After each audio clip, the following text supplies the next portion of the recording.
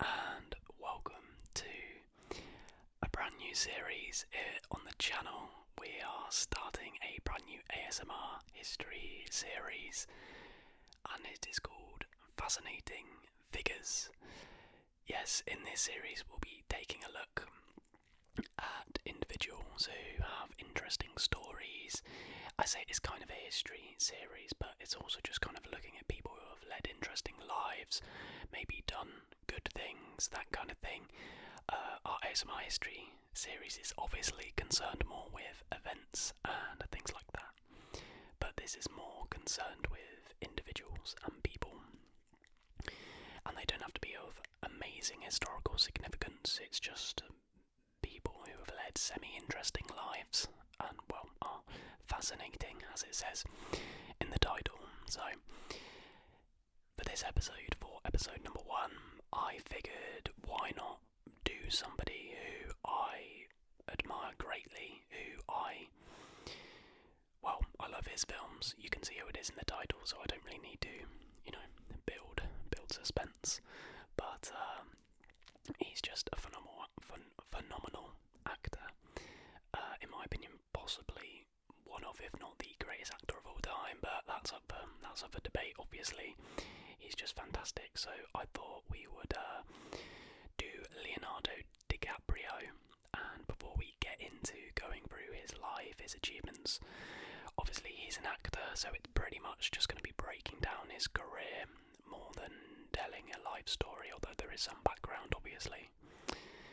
But I've got a document which has a list of loads of different potential, celebrities, figures who we might do in future in the series, but do feel free to comment down below.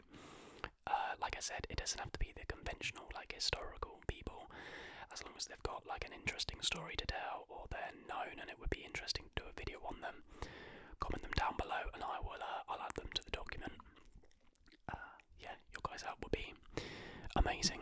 So, without further ado, let's kick off episode number 1 of Fascinating Figures and look into the life of Leonardo DiCaprio. So, Leonardo DiCaprio was born on November the 11th, 1974, in Los Angeles, California, the only child of Ermelyn, a legal secretary, and George DiCaprio, an underground comics writer, publisher, and distributor of comic books. His father is of Italian and German descent. DiCaprio was named Leonardo because his pregnant mother was looking at a Leonardo da Vinci painting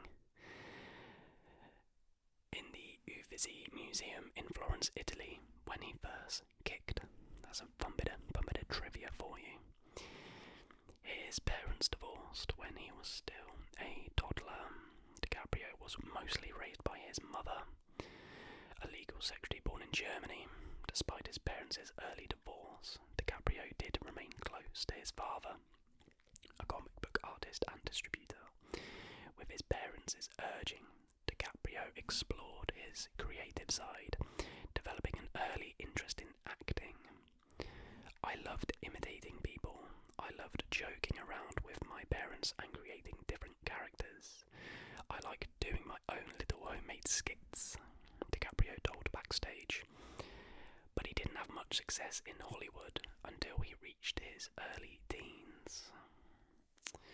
So, DiCaprio's acting career might have started at a young age, but it wasn't easy for him to land roles.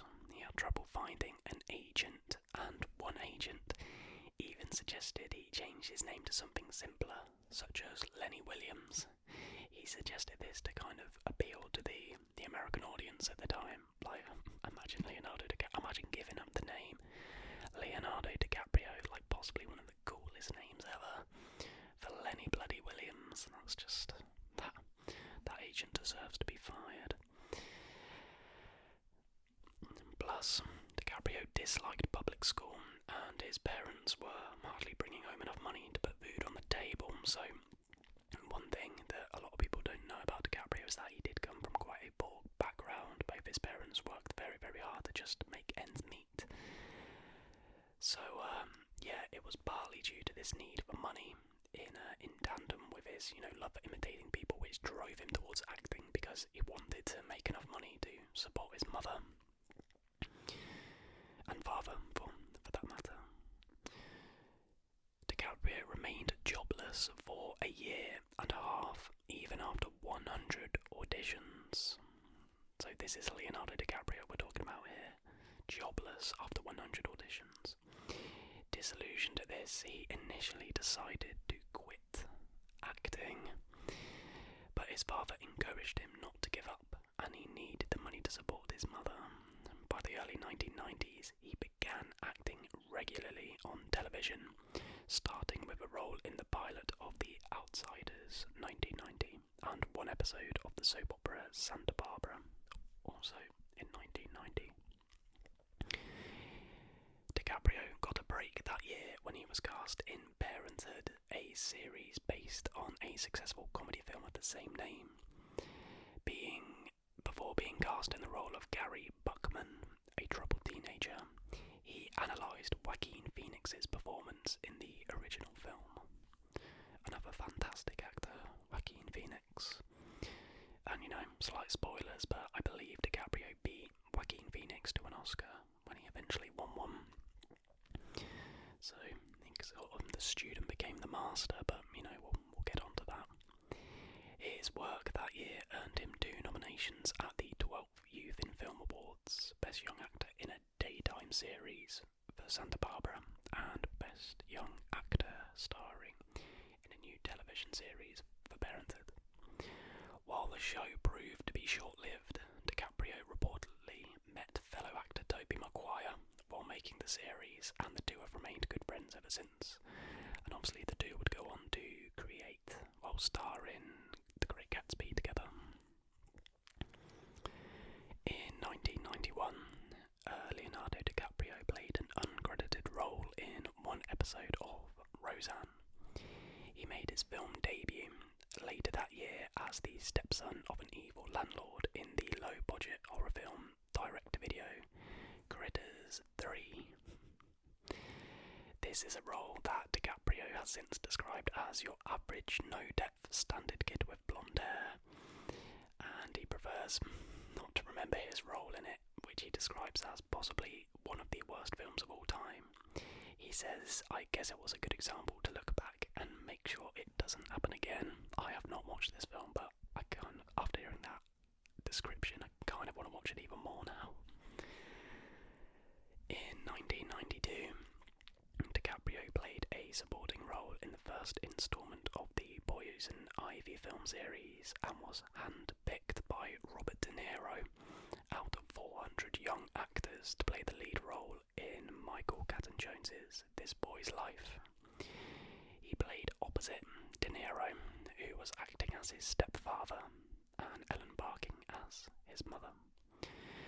Caton-Jones has said DiCaprio did not know how to behave on set, and he applied a strict mentoring style that he said resulted in improvements in DiCaprio's behaviour. I mean, you can't blame him. At this point, he's still a pretty young kid, and all of a sudden, I know he's done, a few TV bits and one crappy horror film, but all of a sudden he's acting in front of Robert De Niro. I'm pretty sure I would lose my shit.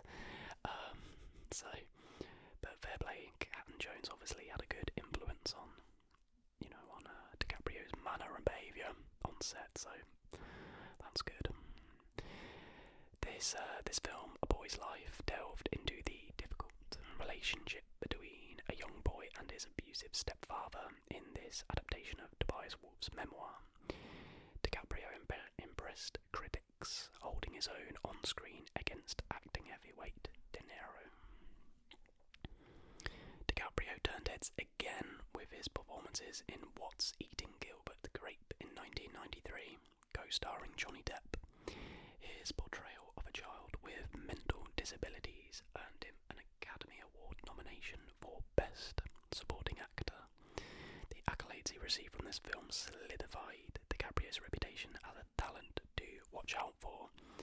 So, as of now, to sort of give the picture, he's still very much on the rise. He's not the finished article yet. He was starting to make a name for himself in Hollywood, but he was still like relatively new to the scene, and he'd only done a few bits, but you know, he was starting to put his name on the map. DiCaprio continued to pursue interesting and diverse film projects.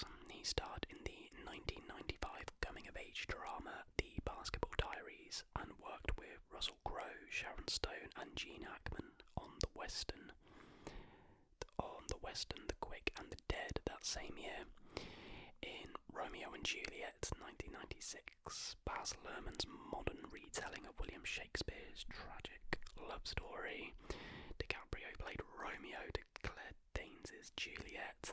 I don't know if my UK viewers, if you ever watch this in English, I'm pretty sure it was one of those things where the teacher just can't be bothered.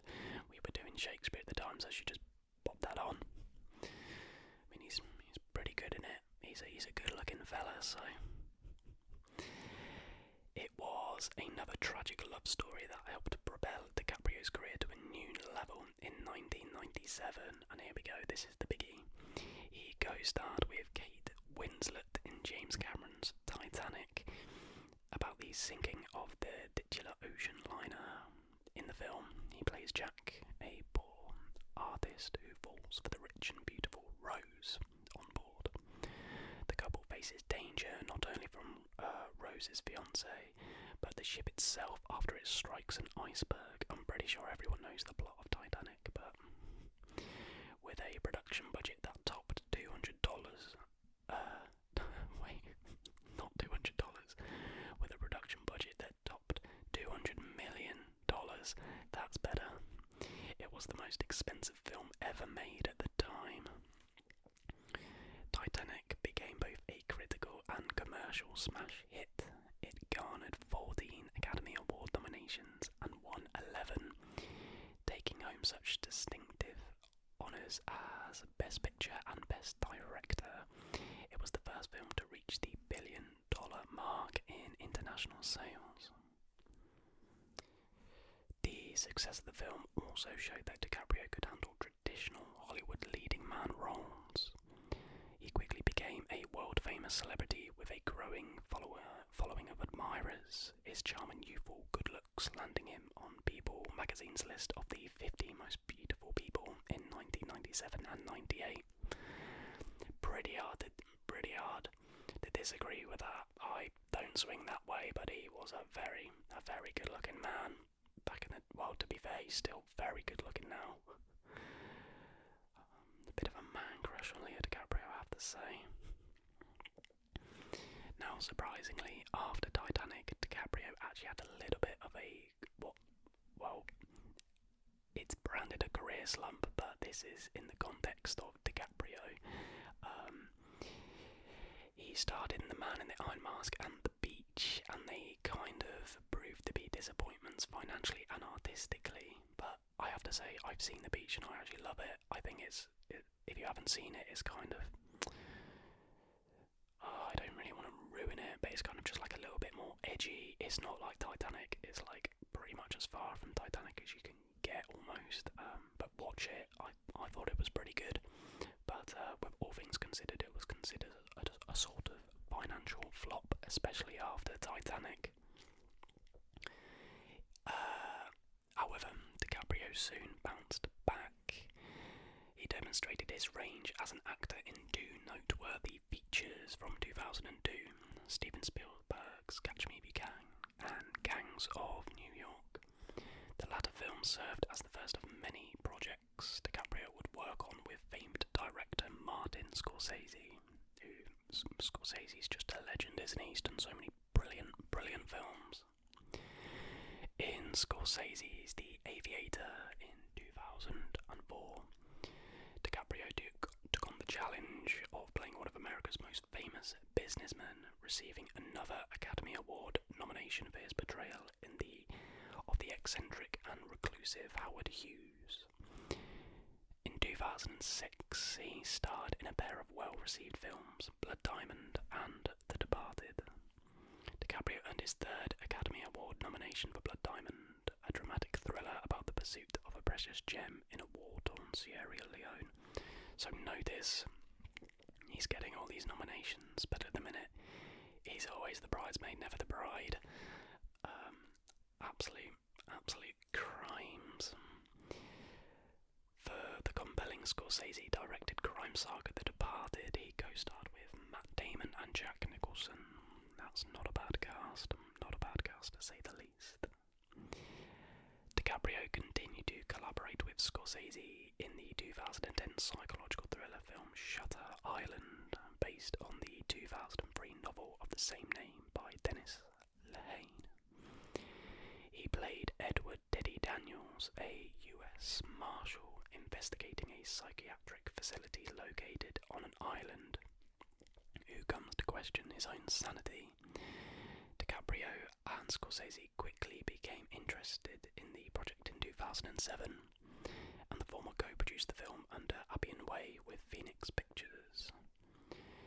Because of the film's plot involving disturbing scenes, DiCaprio actually had nightmares of mass murder throughout the whole of production. The film was released to mixed reviews. Peter Bradshaw of The Guardian praised Scorsese's direction and the acting, but criticised its silly twist ending. Peter Travers called it DiCaprio's most haunting and emotionally complex performance yet, and particularly liked his cave scene with co-star Patricia Clarkson. The film was a commercial success, grossing $294 million worldwide. Also, in 2007, also in 2010, so a pretty good year for DiCaprio, DiCaprio starred in Christopher Nolan's ensemble science fiction film Inception. Inspired by the experience of lucid dreaming and dream incubation, the film features Dom Cobb, DiCaprio, an extractor who enters the dreams of others to obtain information that is otherwise inaccessible. Cobb is promised a chance to regain his old life in exchange for planting an idea in a corporate target's mind. DiCaprio was intrigued by this concept, this dreamized notion, and how this character is going to unlock his dream world and ultimately affect his real life. Released to critical acclaim, Inception grossed over $825 million worldwide to become DiCaprio's second highest grossing film. To star in this film, DiCaprio agreed to a pay cut from his $20 million fee in favour of splitting first dollar gross points, meaning he received a percentage of cinema ticket sales. The risk paid off as DiCaprio earned $50 million from the film, becoming his highest payday yet. That is unbelievable. I think that's actually quite a good way of getting paid, contractually, because it kind of, the film's only as good as you act in it, kind of thing, to an extent. So it pushes you to be that better if it means you make $50 million. I mean, I'm pretty sure if I got paid $50 million, I would do absolute bits. But obviously I'm not on DiCaprio's level. And just a personal note about Inception, I'm going to do a dedicated film like a dog, but I personally think Inception is one of the greatest films ever made. The cinematography, the action, the acting, and almost most of all the music. Hans Zimmer is just an absolute genius. He's just a genius, and Zimmer and Nolan do such good work together. But Inception is just a beautiful film, and it's not really, the idea of it sounds complicated, but if you can follow it along, it's really not that complicated at all. I think it's absolutely brilliant, and if you haven't seen it, you need to watch it ASAP, because it'll blow your mind. It will blow your mind. Now, after playing demanding roles in Shutter Island and Inception, DiCaprio took a break from acting as he wanted some time for himself. Fair enough, can't argue with that. DiCaprio took on another famous figure in the 2011 biographical drama J. Edgar, directed by Clint Eastwood. This film explores the life of J. Edgar Hoover, who ran the FBI for nearly 5 decades. To prepare for the role, DiCaprio conducted extensive research and visited many of Hoover's haunts in Washington, D.C. In 2012, DiCaprio starred as a plantation owner, Calvin Candy in Quentin Tarantino's spaghetti western Django Unchained. After reading the script, DiCaprio was uncomfortable with the extent of racism portrayed in the film, but his co-stars and Tarantino convinced him not to sugarcoat it.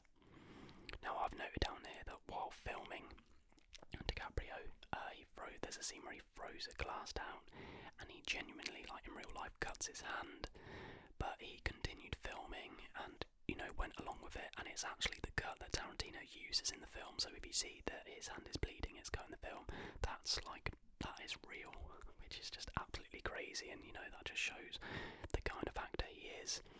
Absolutely brilliant. The film received critical acclaim. A writer for Wired magazine commended him for playing a villainous role and his blood-chilling performance. DiCaprio's next role was as the millionaire Jake Gatsby in Baz Luhrmann's The Great Gatsby, an adaptation of F. Scott Fitzgerald's 1925 novel. DiCaprio reunited with Scorsese for the fifth time in The Wolf of Wall Street, a film based on the life of stockbroker Jordan Belfort, who was arrested in the late 1990s for securities fraud and money laundering. If you haven't seen this film, it's possibly one of the most outrageous films ever made, but how DiCaprio didn't win an Oscar for this is, I think, one of the biggest robberies of all time. He is unbelievable, just unbelievable, and without him, there is no film. I can't imagine anyone else playing this role so perfectly.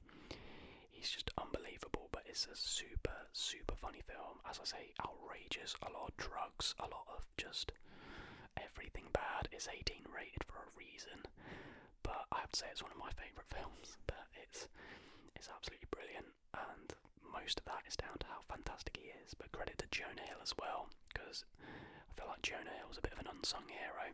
He's fantastic as well in it. So, The Wolf of Wall Street received highly positive reviews for Scorsese's direction and DiCaprio's comedic performance. That's the thing about it. He's done a lot of very serious things, but he's so funny in this. And there's behind the scenes footage of him in the zone. He's staring into the distance, and he's not taking anything in, and then suddenly action, and he's just the character, this eccentric guy, and it's crazy. It is crazy, but he's the best. After this, DiCaprio kind of did some documentaries. He executively produced different documentaries. He produced Virunga, which was a 2014 British documentary film about 4 people fighting to protect the world's last mountain gorillas from war and poaching. The film premiered at the Tribeca Film Festival in April 2014. And Cowspiracy, The Sustainability Secret, was another documentary film that year for which he was an executive producer. He took part in the new cut released exclusively on Netflix that September. It explores the impact of animal agriculture on the environment and investigates the policies of environmental organisations on this issue. Now, finally, 2015, we have the year. In 2015, DiCaprio produced and played fur trapper Hugh Glass in Alejandro G. Iñárritu's survival drama The Revenant. DiCaprio has described it as his most difficult film. He had to eat a raw slab of bison's liver and sleep in animal carcasses and suffered hypothermia. He also learned to shoot a musket, build a fire, speak 2 Native American languages, Pawnee and Arikara, and apply ancient healing techniques. There's suffering for your art, I think is the phrase, and then there's that, that is ridiculous, and thank the Lord. He won an Academy Award for it. He finally got his Oscar. I think he also got a Golden Globe and a BAFTA for it. So he cleaned up. seen it, watch it. He is phenomenal, and credit where credit's due. Tom Hardy is a great villain in it, a very good supporting actor in it, but it just blows my mind that DiCaprio went through all those things for a bloody film, but it really shows. It's so authentic, it's so believable. You feel everything that he's feeling, and what more can an actor try and do? It's just brilliant, so watch it if you haven't, but that is the film that he finally got his Oscar for. Sorry if you can hear snoring, by the way. There's a snoring dog next to me, which is, not ideal, but we move. Now, for the next 3 years, DiCaprio narrated documentaries and served as a producer for films. In 2016, he was an executive producer for The Ivory Game, which was a documentary which examines the ivory trade. And he produced, hosted and narrated the documentary Before the Flood, which was about climate change. So if you've noticed, he's very big on his sort of environmental activism and generally just good causes.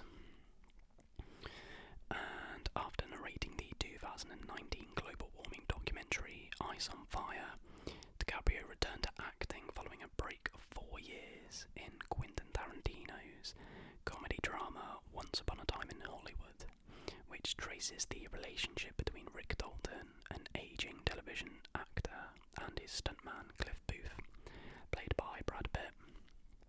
To help the film's financing, DiCaprio and Pitt agreed to take a pay cut, and they each received $10 million.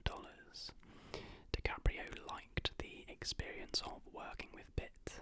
Tarantino described the pair as the most exciting star dynamic duo since Robert Redford and Paul Newman. DiCaprio was fascinated with the film's homage to Hollywood and focus on the friendship between his and Pitt's characters. He drew from real-life experience of witnessing the struggles and rejections of his actor friends in the industry. Reviews for the film and DiCaprio's performance were positive. A critic for Business Insider called it the best performance of his career, and Ian Sandwell of Digital Spy particularly liked DiCaprio's and Pitt's chemistry, which he said helps bring authenticity to their characters' connection. He received nominations for an Oscar, a Golden Globe, and a BAFTA Award for Best Actor. The film earned $374 million against its $90 million budget, so not a bad profit. Now moving forward, in October 2020, it was announced that DiCaprio will star in an Adam McKay directed comedy film for Netflix called Don't Look Up, featuring an ensemble cast including Jennifer Lawrence, Meryl Streep, Kate Blanchett, Jonah Hill, Timothée Chalamet, Kid Cudi, Matthew Perry, and Ariana Grande. He joined the project as COVID-19 pandemic delays pushed back its original April 2020 production schedule. He is slated to film the project in tandem with Scorsese's next film, Killers of the Flower Moon. Very much looking forward to that one.